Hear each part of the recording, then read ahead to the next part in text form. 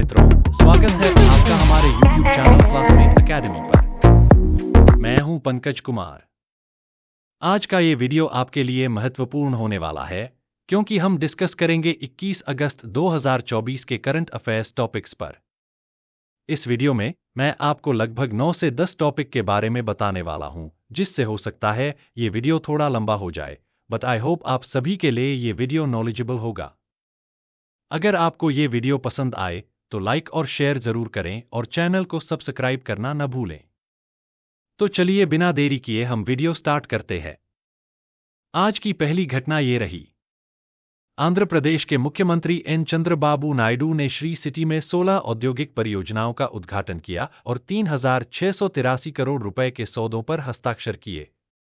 इन नए उपक्रमों से 15,000 से अधिक रोजगार सृजित होने की उम्मीद है, जो बढ़ी हुई दक्षता के माध्यम से औद्योगिक विकास को गति देने के लिए राज्य की प्रतिबद्धता को रेखांकित करता है।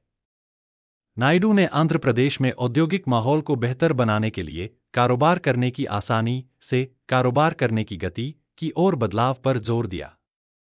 2015 से कारोबार करने की आसानी में नंबर 1 रैंक होने के बावजूद उन्होंने जोर देकर कहा कि राज्य की औद्योगिक उन्नति के लिए व्यवसाय संचालन की गति बढ़ाना महत्वपूर्ण है। 3,683 करोड़ रुपए के संयुक्त निवेश वाली नई परियोजनाओं से 15,280 नौकरियों के सृजन की उम्मीद है। यह विकास श्री सिटी के तेजी से विकास को दर्शाता है, जिसमें 30 देशों की 200 से अधिक कंपनियां शामिल हैं, और यह एक प्रमुख निवेश गंतव्य के रूप में अपनी भूमिका निभाता है। नायडू ने औद्योगिक प्रोत्साहनों और बुनियादी ढांचे की कमियों को दूर करने में पिछली प्रशासनिक कमियों को स्वीकार किया। उन्होंने हितधारकों को कर युक्तिकरण और उद्योगानुकूल नीतियों के माध्यम से इन मुद्दों को हल करने के लिए अपनी सरकार की प्रतिबद्धता का आश्वासन दिया। नायडू ने श्री सिटी के नेताओं श्रीनी राजू और रविंद्र सन्नारेड्डी की प्रशंसा की, जिन्होंने इस क्षेत्र को औद्योगिक विकास के मॉडल में बदल दिया है। उन्होंने उद्योगों के लिए अग्नि नवीनीकरण आवश्यकताओं को सालाना के बजाय हर 5 साल में कम करने वाले एक नए विनियमन की घोषणा की। सन्नारेड्डी ने नायडू के नेतृत्व और नीतियों की सराहना करते हुए कहा कि श्री सिटी वैश्विक निवेश को आकर्षित करना जारी रखेगी। आज की दूसरी घटना ये रही। भारतीय रिजर्व बैंक (आरबीआई) ने 3 साल के कार्यकाल के लिए तमिलनाडु मर्केंटाइल बैंक (टीएमबी) के प्रबंध निदेशक और मुख्य कार्यकारी अधिकारी के रूप में सली सुकुमारन नायर की नियुक्ति को मंजूरी दे दी है। 35 से अधिक वर्षों के अनुभव वाले अनुभवी बैंकर नायर भारतीय स्टेट बैंक (एसबीआई) में उप प्रबंध निदेशक और मुख्य ऋण अधिकारी के रूप में अपने कार्यकाल के बाद इस भूमिका में कदम रख रहे हैं। उनकी नियुक्ति ऐसे समय में हुई है जब आरबीआई द्वारा प्रस्तावित उम्मीदवारों को पहले अस्वीकार करने के कारण बैंक को अस्थायी रूप से 3 सदस्यीय कार्यकारी समिति (सीओई) द्वारा देखरेख की जा रही थी। बैंकिंग करियर: नायर ने अपना करियर 1987 में स्टेट बैंक ऑफ इंडिया में प्रोबेशनरी ऑफिसर के तौर पर शुरू किया था। पिछले कुछ सालों में उन्होंने कई पदों पर काम किया है, खास तौर पर कॉर्पोरेट अकाउंट्स ग्रुप में, जहां उन्होंने बड़े कॉर्पोरेट क्लाइंट्स को मैनेज किया है। अंतर्राष्ट्रीय अनुभव: उन्होंने एसबीआई के इंटरनेशनल बैंकिंग ग्रुप में काम किया है, जहां उन्होंने न्यूयॉर्क और सिडनी में काम किया, जहां उन्होंने ऑस्ट्रेलियाई परिचालन का नेतृत्व किया। शाखा प्रबंधन: नायर ने राजस्थान और पश्चिमी उत्तर प्रदेश में शाखाओं का प्रबंधन किया है और state bank of Bikaner and Jaipur के एसबीआई में विलय में अहम भूमिका निभाई है। तनावग्रस्त संपत्तियों में नेतृत्व: नायर को तनावग्रस्त संपत्तियों के प्रबंधन का व्यापक अनुभव है। जुलाई 2017 में एसबीआई के तनावग्रस्त संपत्ति वर्टिकल के मुख्य महाप्रबंधक के रूप में उन्होंने पुनर्गठन और एआरसी बिक्री सहित विभिन्न रणनीतियों के माध्यम से गैर निष्पादित परिसंपत्तियों (एनपीए) को हल करने पर ध्यान केंद्रित किया। एनपीए में कमी: अपने कार्यकाल के दौरान उन्होंने एसबीआई के चरम एनपीए को 10.96% से घटाकर 4.90% करने में सफलता प्राप्त की। आगे की भूमिकाएं: सितंबर 2021 से जुलाई 2022 तक नायर ने एसएमई, कृषि और वित्तीय समावेशन की देखरेख करते हुए उप प्रबंध निदेशक के रूप में कार्य किया। बाद में वे एसबीआई के उप प्रबंध निदेशक और मुख्य ऋण अधिकारी बने।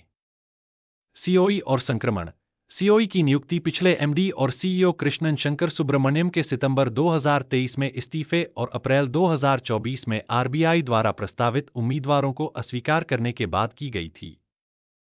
शेयरधारक अनुमोदन: एमडी और सीईओ के रूप में नायर की नियुक्ति टीएमबी के शेयरधारकों के अनुमोदन के अधीन है।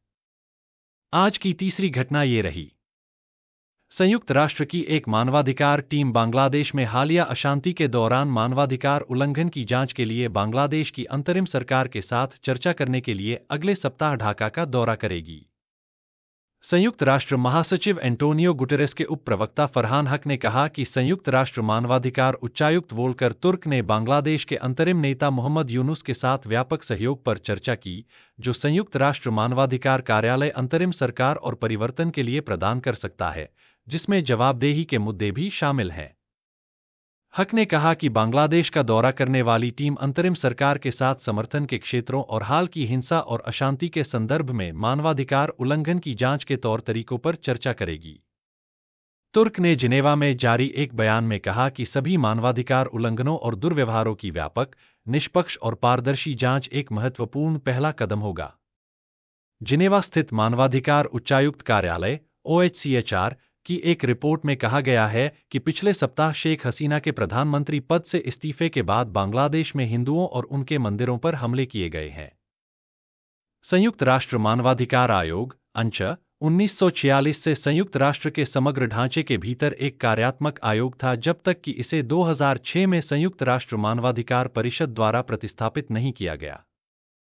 यह संयुक्त राष्ट्र आर्थिक और सामाजिक परिषद ECOSOC का एक सहायक निकाय था और इसके काम में संयुक्त राष्ट्र मानवाधिकार उच्चायुक्त UNOHCR के कार्यालय द्वारा भी सहायता प्रदान की जाती थी।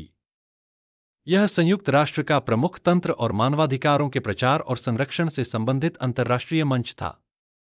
15 मार्च 2006 को संयुक्त राष्ट्र महासभा ने अंच को संयुक्त राष्ट्र मानवाधिकार परिषद से बदलने के लिए भारी मतदान किया। आज की चौथी और दुखद घटना ये रही। भारतीय तटरक्षक बल के महानिदेशक राकेश पाल का चेन्नई में हृदयाघात से निधन हो गया।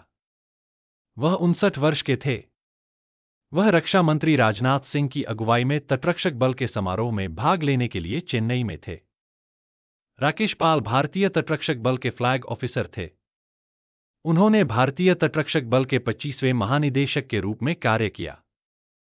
पाल उत्तर प्रदेश के रहने वाले थे।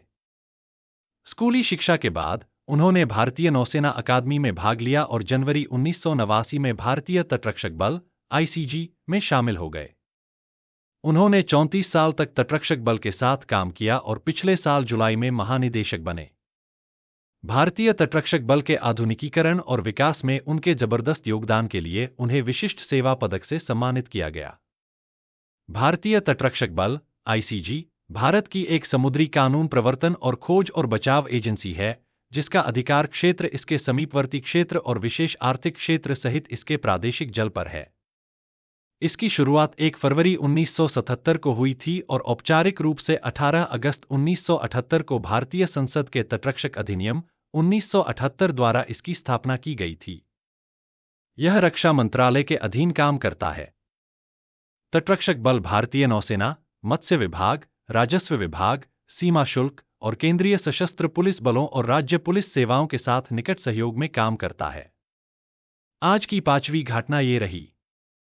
भारत और जापान 20 अगस्त को नई दिल्ली में 2+2 मंत्रिस्तरीय वार्ता करेंगे।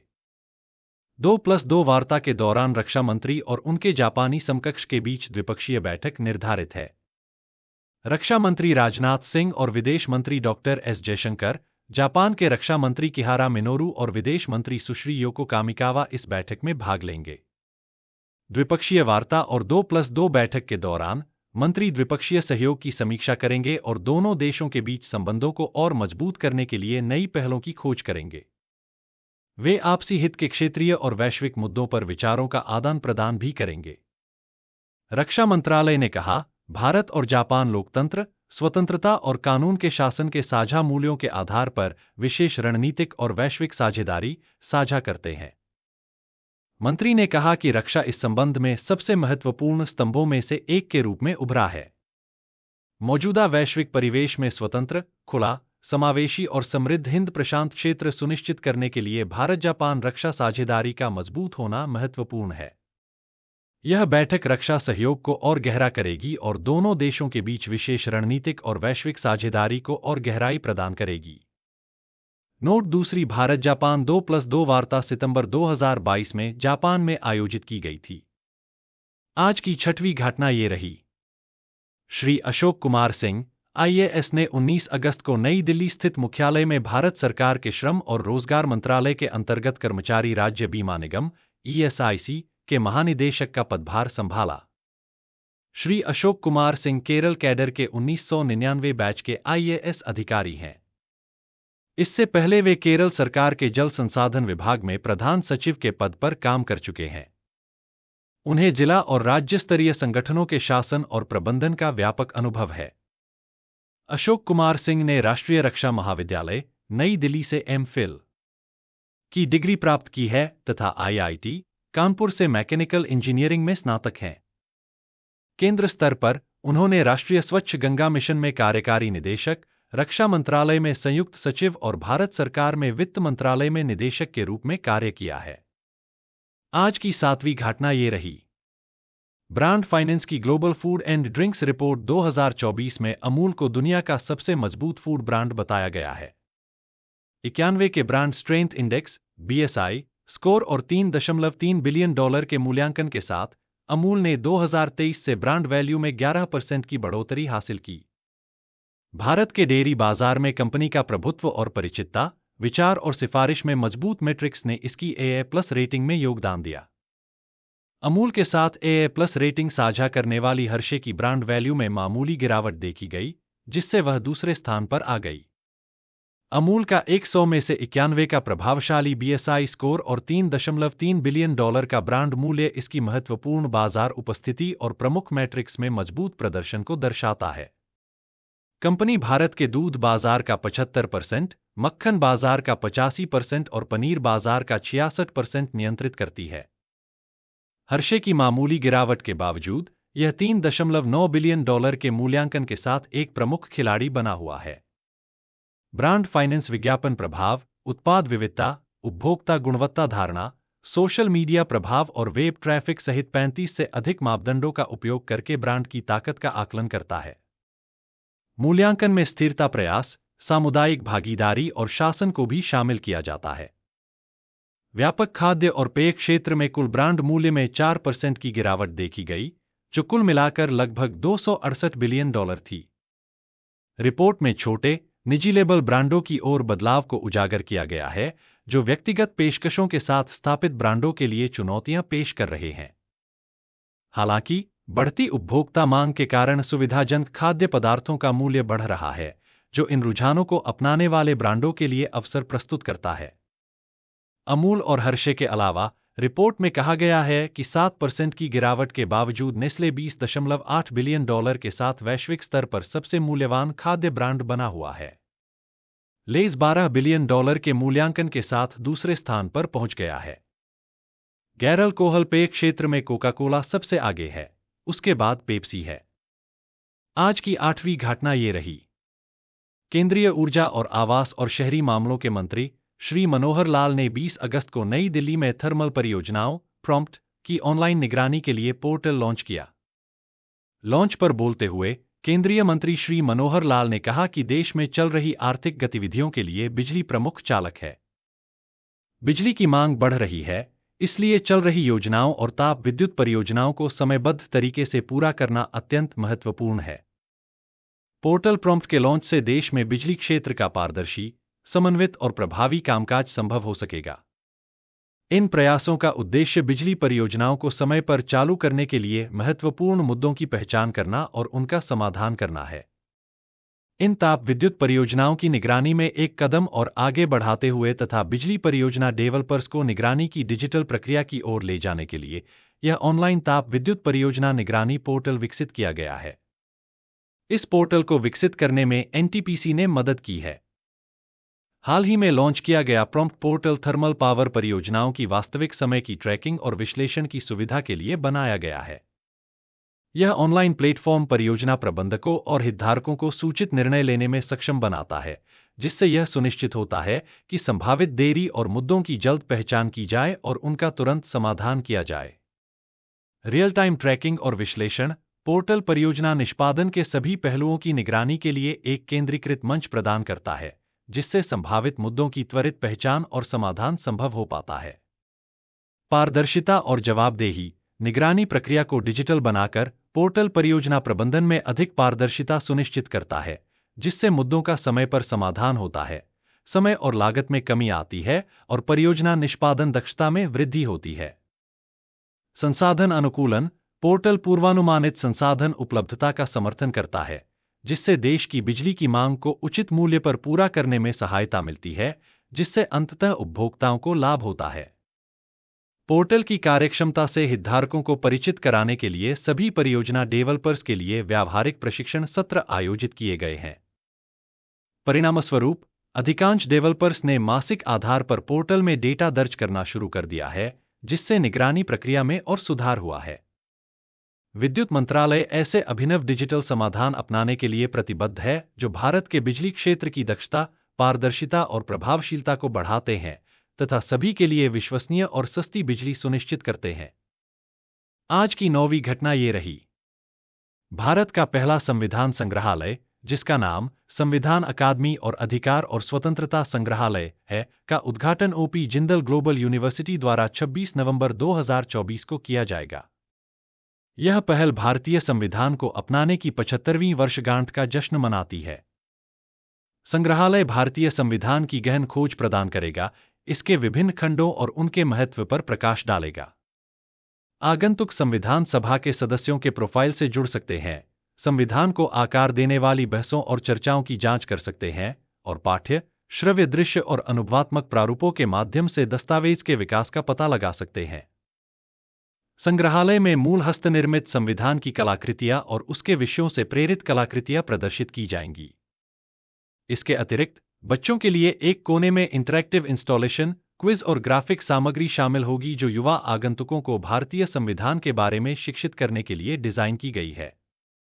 संस्कृति विभाग की क्यूरेटर और सीईओ तथा संग्रहालय केंद्र की प्रमुख अंजिता बी नायर ने संग्रहालय के लक्ष्य पर जोर दिया कि संविधान को जनता के लिए अधिक सुलभ बनाया जाए, इसके निर्माताओं के इरादों की गहरी समझ को बढ़ावा दिया जाए और पिछले 75 वर्षों में भारत की संवैधानिक यात्रा की सराहना की जाए।